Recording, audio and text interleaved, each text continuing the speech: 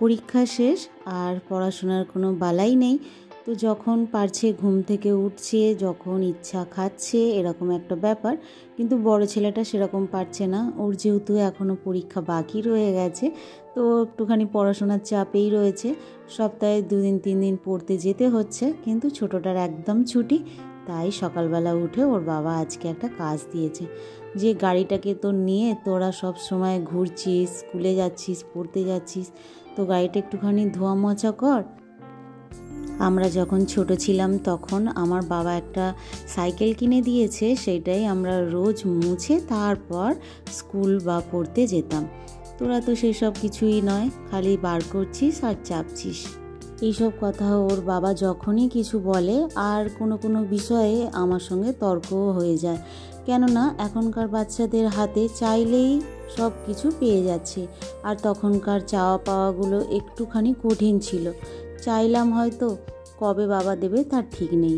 তাছাড়া চাওয়ারও যে একটা ব্যাপার ছিল, এটাও কোনো ব্যাপার না যে আমরা চাইতেই হবে বাবাকে, এটা আমাদের প্রয়োজন, বলতেই হবে, এরকম কোনো ব্যাপার ছিল না।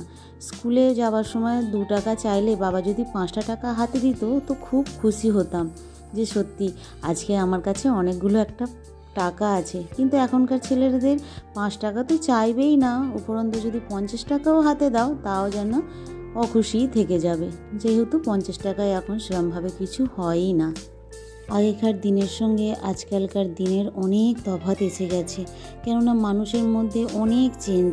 আমরা যেরকম বাবার কতটা ক্ষমতা আছে সেটার হিসেব করে বাবার থেকে পয়সা চাইতাম বা কোনো শখের জিনিস চাইতাম, আর এখনকার ছেলেমেয়েরা তো বাবা মায়ের কাছ থেকে কিছু না চাইতেই ধরতে গেলে পেয়ে যায়।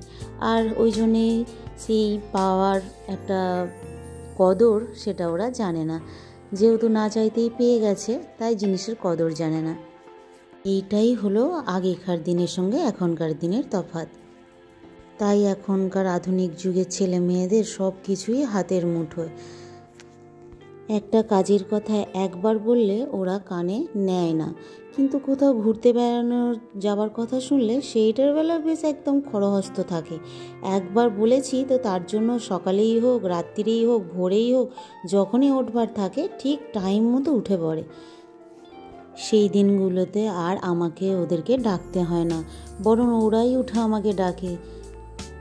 এই সব রোগের কোনো ওষুধ হয় না, সে আমি কেন, সবাই জানে এরকম রোগের কোনো ওষুধ আজ পর্যন্ত ওঠেনি। আর এখনকার পড়াশোনা যে কীরকম হয়ে গেছে সে ওরাই জানে। একটু বই নিয়ে বসতে বললেই যেন একটু বেজার, ফোনটা নিয়ে বেশ গেম খেলতে বসে পড়ে, কিন্তু বই নিয়ে বসার কথাটা 100 বার বলতে হয়। চলো, তোমাদের সঙ্গে কথা বলতে গিয়ে আমি একটু সিরিয়াস হয়ে গিয়েছিলাম, আর তার সাথে সাথে আমার রান্নাগুলোও হয়ে গেল। কিছু করার নেই, কোনো সময় প্রচুর রাগ হয়, কিন্তু কি করব, রাগ হলে কিছু করারও নেই। নিজের ছেলে মেয়ে, কিছু করতেও পারবে না কেউ। এই শীতের সময়টা না একটুখানি ডালের ঝামেলা কম থাকে, ডালটা একটুখানি কমই খাওয়া হয়। তো যাই হোক, অল্প একটু চিকেন ছিল সেটাই বানিয়ে ফেললাম, আর একটু বাঁধাকপির তরকারি সিম দিয়ে করে ফেলেছি। আর সেরকম কিছুই করব না, এই দুটো তরকারি। আর আজকে আমি একটুখানি ধনেপাতার চাটনি বানাবো। এই চাটনিটা খেতে আমার শীতকালে বেশ ভালো লাগে, ভাত দিয়ে, রুটি দিয়ে। আমার বড় ছেলেও ভালোবাসে আর আমারও খুব ভালো লাগে।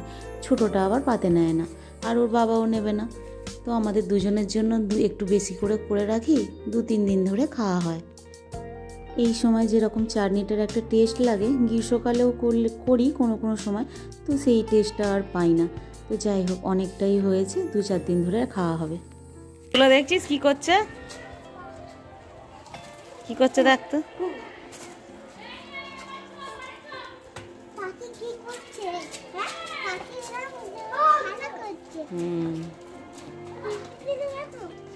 কি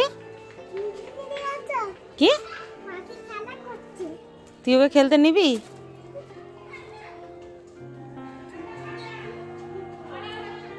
কামড়ে নেবে, ওই দিল। এই যে বাচ্চাগুলো একটুখানি বেরিয়েছে, এরাও রোজ বেরোতে পারে না, সেটাও আমাদেরই দোষ জানো। কোনো সময় এই যে বাচ্চাগুলোকে যে একটু বেরোতে দিতে হবে, খেলতে দিতে হবে, 5 জনের সঙ্গে মিশতে দিতে হবে, সেটাও আমরা বাবা মায়েরা করি না। একজন চায় তো 10 জন চায় না। তো এইভাবেও আবার অনেক ছেলেমেয়েরা কীরকম একাকিত্বভাবে ভোগে। বাচ্চাদের দোষটাই বা আবার কোথায় বলো? ওদের যদি না খেলতে দেওয়া হয়, ঘুরতে দেওয়া হয়, কথা বলতে দিতে হয়, তো ওরাই বা কী করে মানুষের সঙ্গে মিশতে জানবে? বাবা মায়েদের সুবিধা অসুবিধার মতোই ফোনটা হাতে ধরিয়ে দেওয়া হয়। তো কী আর করবে, ওরাও আর খেলতে বেরোয় না। এই আজকে খুব জোর ওরা বেরিয়েছে, কিন্তু বেরোনোর সাথে সাথেই যে যার মায়েরা ডাকাডাকি আরম্ভ করে দিয়েছে। কিছু করারও নেই। আমরা যে বাচ্চাদের দোষ দিই, কিন্তু ওদের দোষ নয়, প্রকৃত দোষ আমাদের। আমরা বড়রাই ও কারোর সঙ্গে মিশতে দিতে চাই না বাচ্চাদের। এটাই সব থেকে বড় প্রবলেম, জানো তো। আগে যেরকম মাঠে খেলতে আসা একটা বাচ্চাই 5 জনকে ডেকে জোগাড় করতো, সবাই সবার সঙ্গে খেলতো, বেড়াতো, আবার সময় মতো ঘরে চলে যেত। কিন্তু এখন একজন যদি আর একজনকে ডাকতে যায়, তার মায়ের রাগ হবে।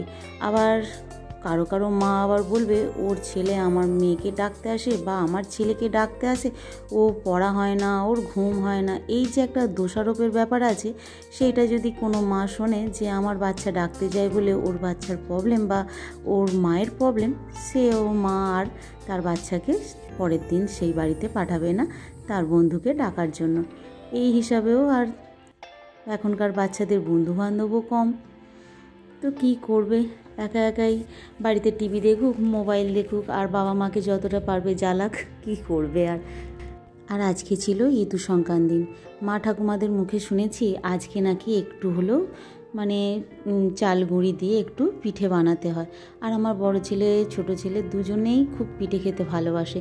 তো কিছু করার নেই, আজকে হেভি করে কিছু পিঠে বানালাম না, একটুখানি ওই ডাল আর চাল দিয়ে যে সরু চাকলি পিঠেটা হয়, তো সেটাই বানিয়ে দিলাম। কিন্তু আবার ভালো গুড়টাও পাই। আর এই পিঠেটা আমার একটুখানি আলু চচ্চড়ি দিয়েও খেতে ভালো লাগে। বানাবো একটুখানি আলু চচ্চড়ি, সেটা দিয়ে আমি খাবো। আর আজকে যদি তুমি 2-4টে পিঠে বানিয়ে ফেলো, তাহলে সারা মাস ধরে, যে পৌষ মাস পড়বে, সারা মাস ধরে তুমি একটু আধটু পিঠে ইচ্ছে মতো করলেই খেতে পারবে। কিন্তু যদি আজকে না করো, তো যতই ইচ্ছে করুক, বাড়িতে নাকি করতে নেই, সেই পার্বণের দিন ছাড়া। কি জানি এরকম নিয়ম কিনা আমি জানি না, কিন্তু যেহেতু ঠাকুমা আর মায়ের মুখে শুনেছি, তার জন্যই এগুলো করা। তো চলো বন্ধুরা, আজকের দিনটা বেশ একটু ভালো করেই কেটে গেল। তো চলো খাওয়া দাওয়া সেরে ফেলি। আর তোমরাও ভালো থেকো, সুস্থ থেকো। আর এরকম নিয়ম তোমরাও যদি জেনে থাকো, তাহলে আমাকে একটা কমেন্ট করে জানিও যে সত্যি তোমাদেরও এরকম নিয়ম কিছু আছে কি না। তো চলো বন্ধুরা, ততক্ষণ টাটা।